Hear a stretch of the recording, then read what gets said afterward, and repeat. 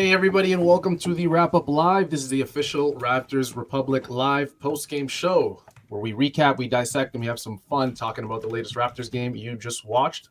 I'm your host, Sahal Abdi. I'm here with my co-host, Aiden Moss, and this live show is produced by none other than us. We're here. Tonight, your Toronto Raptors are defeated by the Brooklyn Nets 112-98, bringing the Raptors record to a perfectly even 9-9 on the NBA season. And last but not least, if you love the Toronto Raptors, do us hardworking individuals at Raptors Republic a favor and subscribe to the Raptors Republic YouTube and the Rapcast podcast channel wherever you're watching or listening. So, Aiden, going into this game, some notable injuries really quick. Scotty Barnes, he was a healthy scratch. I mean, I was expecting him to play. He didn't. Sprained knee. Yeah, they're calling it a sprained knee. It's unfortunate. The starters, I mean, it looked tough. Starters in this game were Thaddeus Young, Christian Koloko, OG Anunoby, Malachi Flynn, and Gary Trent Jr. And unfortunately, I mean, looking back on it, there's not much you can do. Chris Boucher came off the bench. He did not shoot too well. He did have a lot of effort, 16 rebounds, but I mean, 2 for 15 shooting. Not a great night for him, at least scoring the basketball. It was tough. It just felt like, Aiden, in this game, the Toronto Raptors were trying to find ways to score, and they just couldn't. OG Anunoby was there. He was healthy. But, I mean, even he struggled a little bit. He was a minus 29 in this game. He shot 7 for 20. I think we got to give the Nets, Aiden, I think, a lot of credit. Their rim protection in this game was incredible. Nick Claxton, another big game against the Raptors.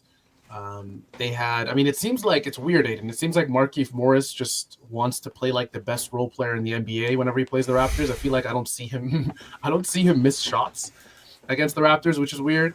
But hey, I mean, we're here. The Raptors did lose by 14 on a Wednesday night to the Brooklyn Nets, who did have Kevin Durant and Kyrie Irving healthy and a host of other role players. Yo, don't forget Ben Simmons, my man.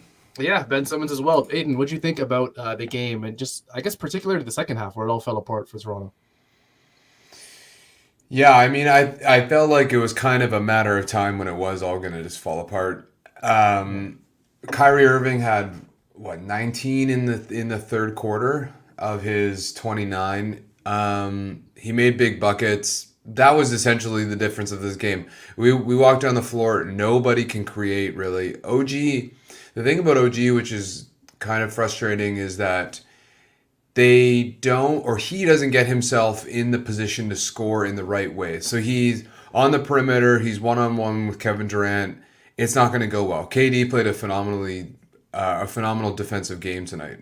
But then you get OG on a switch with Kyrie or at the elbow or 10 feet away, and he's ripping by Markieff Morris and he's posting guys up and he's doing his thing. So I don't think they put him always in the best position to score. Gary had a couple of isolations where he did his microwave Gary kind of thing. But and then Thaddeus had his moments or two. But I mean, we are light on playmaking generally, and then we essentially removed all of our playmaking. So it was going to come down to defense and outworking the other team. And I think it struck me that the lineups out there have probably never even played together up until tonight. And you could see it defensively, missed rotations. Markieff Morris just sitting in the baseline wide open. Like a lot of just broken plays. And so that in combination with Kyrie just eviscerating in the third quarter was just sealed the deal pretty quickly. Yeah, I mean, you're not going to stand much of a chance when you allow your opponent to, shoot better than 50% from the field while you shoot 35% is what it says here. The Raptors shot 20 more shots than the Brooklyn Nets in this game. They had a ton of offensive rebounds in this game. They had 23 offensive rebounds. So that's crazy. I mean, the effort was there, definitely. Although a lot of them were just Boucher missing his own and then missing his own and then missing his own. Yeah, so it's difficult. You're rarely ever going to see the Raptors put up 23 offensive rebounds in a game. Like I said, they shot 20 more shots than the Brooklyn Nets. They shot 102 shots in this game, only hit 36 of them. Goodness gracious, it's ugly. 7 for 29 from 3. A lot of the offense just revolved around kind of like a my turn, your turn offense. Gary Trent Jr. getting the ball, just running into oblivion. he had a tough night, not just inside the arc. I mean, outside of it as well, where he usually shoots a good percentage. He was 1 for 8 from three, and he is, arguably the best 3-point shooter on the Raptors, alongside OG Anunoby, who only shot 3 3-point shots, and he didn't hit a single one. Yeah, he's It's a cooled weird, off. yeah. It seems like he was, I don't want to put it all on exhaustion, Aiden, or fatigue, or anything like that. But man, OG's shot looks flat, man. It looks super flat. Like I said, you rarely see OG leave a game not hitting a single 3-point shot. And then you look at the box score beside us, and it's difficult because you see Aiden, he's a minus 29. When do you ever see that from OG Anunoby? When? It was a weird game. I mean, it was back and forth up until the third quarter, and then I'm not sure what got into the Nets at halftime, but they just broke the game wide open, and it just, I guess, sustainably kept the lead at 10, 12, 14, 15. It was a difficult game, very difficult. Malachi Flynn, we haven't even spoken about him. He struggled as well. It was tough for him. He tried those little mid-range jumpers that he tries, and that didn't work. He tried attacking the rim, didn't get a single call all game long, at least on a shooting foul. He shot 0 free throws. Just very, very, very difficult. A very difficult game for the Raptors. Hard to watch if you're a Raptors fan. Did any other players, I guess, stick out to you, Aiden, I guess positively or negatively? Yeah, I mean, Thaddeus had a good game once again. He continues to just kind of. It was announced today by the Toronto PR. He's the fourth. He has the fourth most games played among active players. LeBron James, Iguodala, and I am forgetting somebody. Will tell me in the chat, I'm sure. But he's playing as though he's not at the peak of his powers, but close after. And he was really the only guy that was calm and collected throughout this helter-skelter game. And in fact, I tweeted at one point, it was like, I wanted Flynn to take more control over the game. There were moments where he just kind of fades away and he's not taking command. And that's when he's best, really, is when he's on ball. Early on, he hit those threes, but he was also attacking. He was making those like cross-court diagonal passes into the corner. We just weren't hitting them. He was doing a lot of good things, and then he just kind of went away from it and shied away. And then so Thaddeus had to step up. Thaddeus is bringing the ball up the court. Thaddeus is like they spammed him at the elbow like 4 or 5 games or plays in a row, which was for the most part successful. He had that sick tip in alley-oop at the end of the third. Oh yeah. Honestly, like guys like Thad can disappear in games like this because they're effectively role players who depend on other guys to kind of get them where they need to be. And he didn't. He actually stepped up, 8 boards, 5 assists, 2 steals. So shout out to Thad. I also think Juancho had a pretty good game. Yeah. 1 for 5 from 3, which is too bad. But, for a guy who we acquired for his shooting, he did a lot of other things that he can hang his hat on. He had a couple of tip-ins. On the boards. He battled on the boards a lot. He played pretty good defense, especially like I think he was guarding Kyrie for a while. And the thing about him is he'll get blocked at the rim or he'll airball a 3, but he's the professional where he's like still locked in. And some guys, Flynn being one of them, is they kind of like fade away, or Scotty even when they don't see things going in. So Juancho and Thad, some vets, once again, kind of keeping us afloat for a little bit anyway. Yeah, those are the 2 guys I wanted to mention as well. Juancho Hernan-Gomez and Thaddeus Young. Thaddeus Young, I mean, it's tough in a game like this, Aiden, to look at it for what it's worth and take positives out of a game like this, especially out of the second half. Thaddeus Young played well. He played really well. 5 assists. It's, in a game, Aiden, where it's tough to generate points, you have the Nets who are totally locked in defensively. And I know a lot of people don't give the Nets credit for their defense. I already see people in our live comments saying, well, the Raptors were just missing shots. It wasn't necessarily the Nets defense. I mean, the Nets were playing some fantastic defense, and they have players to play that way. I mean, Nick Claxton, for one, is an incredible rim protector. Incredible. A lot of teams in the league, good and bad, would love to have Nick Claxton on their team. He was a plus 24 in this game, 14 points, 12 rebounds, 4 offensive. He was 6 for 7. He did everything that the Nets needed from him. Royce O'Neal, another role player for them, had a great game. Yeah, he 15 points. shot He was a really plus well. 16. Yeah, every shot Five for he eight from took, three. every shot he took, Aiden was a 3, and he was 5 for 8. So I mean, their role players played extremely well. It's easier, Aiden, and I'm not giving the Raptors excuses here, but it is easier for your role players to kind of step up and find their rhythm and play within their role when your superstars are there. And unfortunately enough for the Raptors, Pascal Siakam's still out with injury. You have Fred VanVleet who's out with injury. Scotty Barnes who was out. It's tough. I mean, there's a lot of guys missing for the Raptors, but this was a game that they were in up until the third quarter. And you look at it now, losing by 14, allowing 39 points in the third quarter to Brooklyn, being outscored 39-25 in the third quarter, which essentially sealed the deal for the Raptors. They just didn't have the offense to get back in the game. It is difficult. I see Lazy Millennial in the chat saying the Morris twins are Raptors killers, and I 100,000% agree. Before we went live, I actually mentioned to Aiden how Markieff Morris just doesn't seem to miss when he plays the Raptors. I'm not 100% sure. And, since Markieff Morris had that little scuffle with OG when he was a Washington Wizard years and years and years ago, I haven't been a fan of him. And he continues to Few are. He continues to make me look foolish. So, I mean, shout out to him.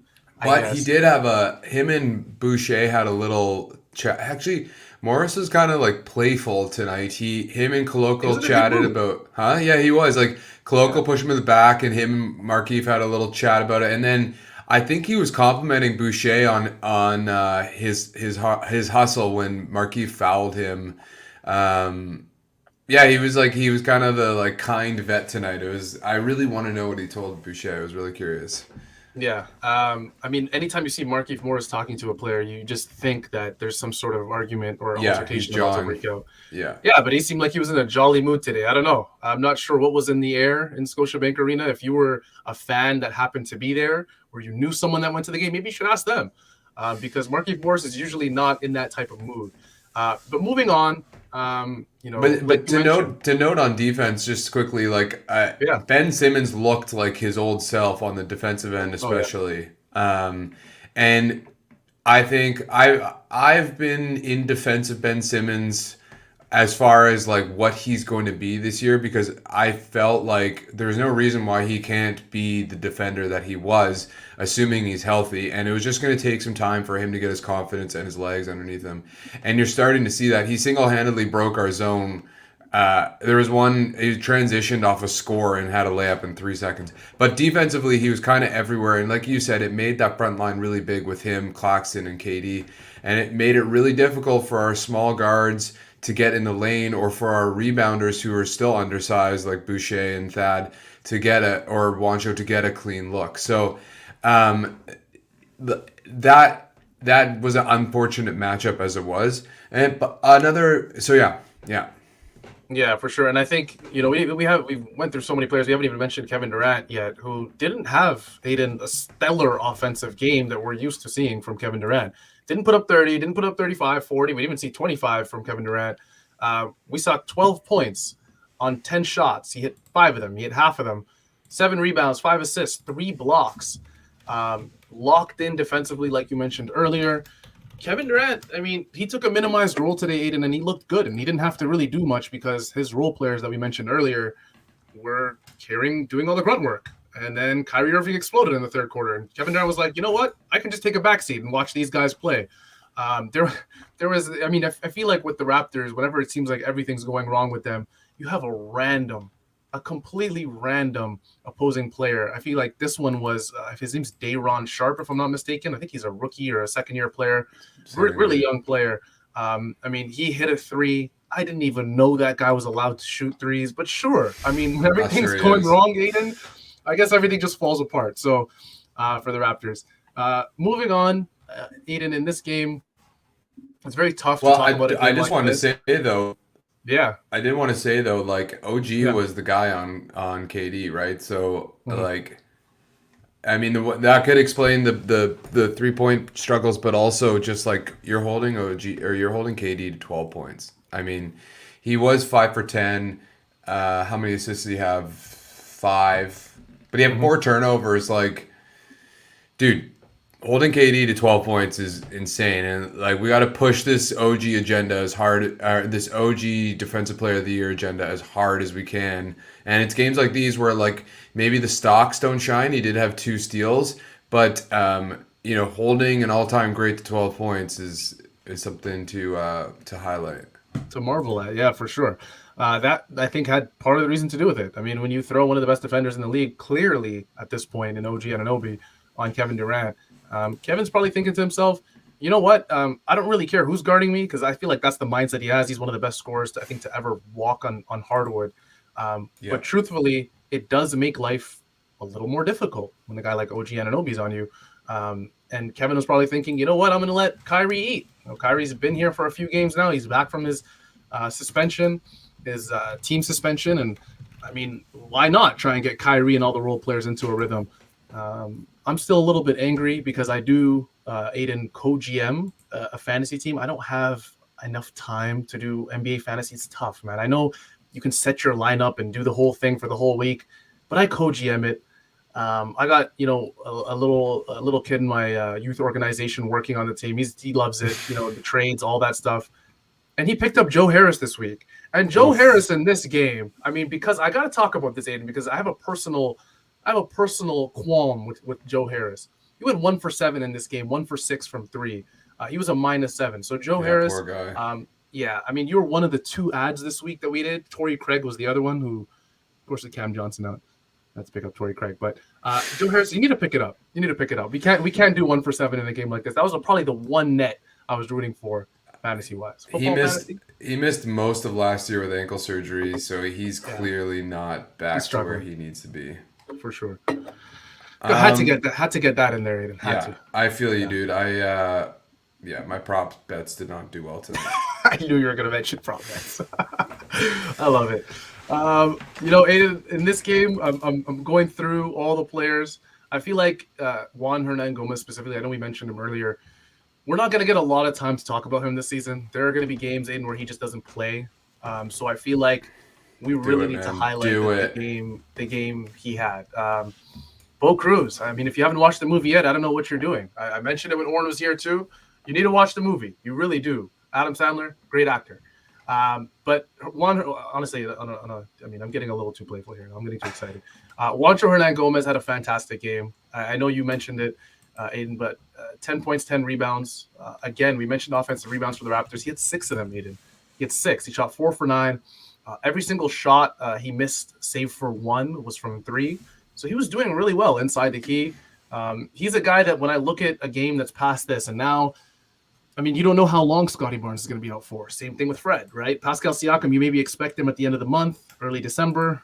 I remember a couple weeks ago, myself and Orrin were kind of projecting when Pascal Siakam would return. I think I mentioned December 2nd or 3rd. There's a Brooklyn Nets game somewhere in there where I believed Pascal Siakam would return. But this is the opportunity, Aiden. This is the opportunity for the end of rotation guys. Hernan Gomez. We saw Jeff Dowtin Jr. play 21 minutes in this game. And guess what, Aiden? He was a +8 in this game. The Raptors were in the game when Jeff Dowtin was in there. That's not the disrespectful thing that I'm pointing out, Jeff Dowtin. I think he played great. He played great while he was in there. He's 4 for 9. He looked energetic. He had 10 points. He's a guy that, I don't know, Aiden, I'm looking at this game and I'm thinking he maybe should have played a little bit more. Maybe should have just played a little bit more in a game like this. Ron Harper Jr., 5 minutes he played at the end there. Did Jeff Dowtin Jr. kind of raise eyebrows for you at all, particularly? Yeah, I mentioned earlier, like I wanted Flynn to take more control over the game, and Dowden does that. He's not shy, but he's also not foolhardy. Like Yeah. he understands pace. I said this before. He understands pace. He understands spacing. He hit that on that nice lob for the tip into the quarter. Like he just has a better feel for the game. Let's say he's maybe not a better scorer or shooter than Flynn, but he certainly just you feel more comfortable with the ball in his hands, at least like decision making wise. I actually would have played both of them together. I feel like what we really missed tonight was playmaking.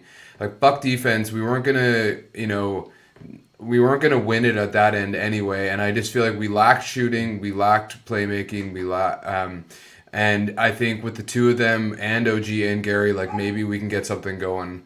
Or maybe, yeah. So, or when Gary's off, maybe the two of them. But I would have liked to have seen both. But yeah, I certainly think that Dowtin could have played more minutes than he did tonight. And just a quick shout out, Lou Zatzman wrote about Malachi Flynn on RaptorsRepublic.com a couple of days ago. And he talked about Flynn being kind of like a normal guard in the rotation now in the last couple games, and part of that is playing alongside another ball handler like Dowtin, who can enable Flynn to not just be this pick and roll ball handler guy, but to be like the off ball attacker, the off ball shooter, all those kinds of things. So all that to say, yes, more Dowtin would have been nice. Yeah, Jeff Dowtin Jr. had a game. And we always talk about this in losses, Aiden, where we think about players that maybe deserve a little bit more of an extended opportunity in future games. And I think Jeff Dowtin Jr. did that in a game like this. Nick Nurse needs to take a deep look at that. He really does. Let's get into Can-Am Taxman. I thought talking Wancho, you were going to lead into the Can-Am. I thought that was what you were going for. Okay, so now we're here. Perfect. Now we're here. Okay, so there's the segue. So you're Can-Am Taxman, and remember, guys, this year we're doing the player that most impresses us. It's not necessarily always the guy who has the best box score stats or anything like that. What player, Aiden, for you impressed you the most? We mentioned a few that we were happy with, and we mentioned some guys that we weren't necessarily happy with. Who caught your eye? Wancho, this might be the closest Wancho will get to winning. He did also have 3 steals. I really liked his help side defense, but I am going to give this to my boy, Thaddeus Young, because I really think in the face of this lopsided matchup, he stepped up and still played the game he plays.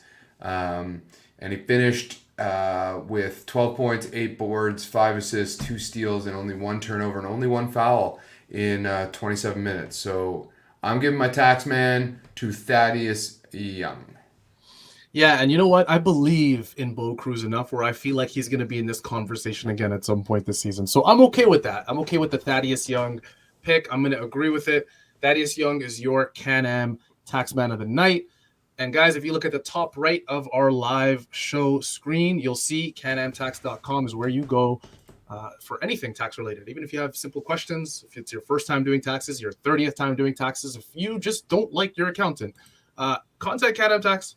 Contact them at canamtax.com. You can even call them at 416-243-2912. That's 416-243-2912.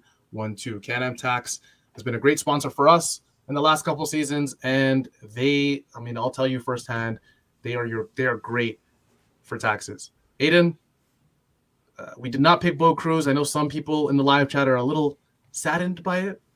It's okay, Bo Cruz fans. It's all right. It's going to get better. Thaddeus Young did look like the player that impressed us the most.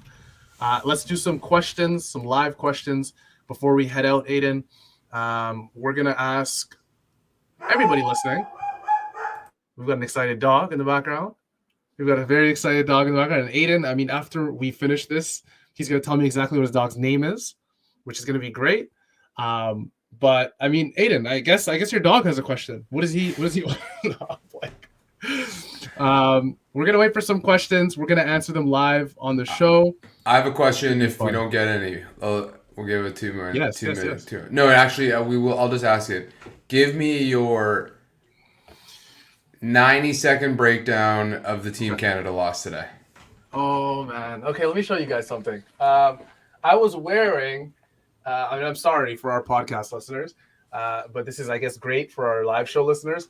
I was wearing this jersey today, and I'm still proud of this jersey. We've got, if you could see on the live screen, Alphonso Davies. It is the little Nike logo. It is the black one, which I wanted, the black alternate kit. I was wearing that today, and unfortunately enough, Alphonso Davies did step up to the spot today for that penalty kick, and it didn't look great. It's kind of weird. It's kind of weird. He didn't have the best game, did he? Yeah, lost the ball quite a bit. Just looked like he didn't trust his teammates a lot, which hurt. Difficult game, but guess what? I think when you play the second-ranked nation in the world in Belgium, you put up a good fight and you dominate possession like the Canadian national team did. 22 shots, I think 4 of them on goal. If you're watching that game and you're a Wrap Up Live listener, I mean, it's tough. It's tough. It was very tough. But guess what? We were playing Croatia on Sunday morning. I will be watching that game. I'm a massive, massive Canada men's national team fan. If you follow me on Twitter, you've known that for years. I tweet about them religiously. And I think we're going to see a little bit of a bounce back game. So, yeah, I hope that was 90 seconds. I am disappointed, but I am encouraged, Aiden. Definitely. I think most are in the same boat. Yeah, for sure. It could have gone a lot worse. That's for sure. That's for sure. Especially, yeah, when you go in this second-ranked nation in the world, definitely could have. Yeah. I'm looking forward to it. We do have now. We're getting a couple questions coming in. Litmus asks us in the live comment section: Jeff? I said Def Dowtin. That works. Will Jeff Dowtin Jr. be a part of the rotation? I mean, if you're asking if he should, I think me and Aiden made it clear that he deserves a little bit of an extended run with all the guys out. Why not at this point? He's a guy that kind of falls in that Malachi Flynn category where he's just far, far too good, Aiden, to be in the G League. He shouldn't be there. He deserves to be in the NBA. And I don't know if he's ever gotten a true extended opportunity to show what he has in the NBA. And, I mean, if he's showing flashes in 20 minutes, 15 minutes, why not? I think I'm fully on the Jeff Dowtin train. What about you, Aiden? Yeah, I think I wrote about this last week. I kind of feel like Flynn is dangling by a thread at this point. I said that, and then he had a pretty good game on Saturday. And if his shot's going down, he's still going to get minutes. But I kind of feel like he's become stale. And this was one of the games where, like, there's no reason why he shouldn't have had a stronger game.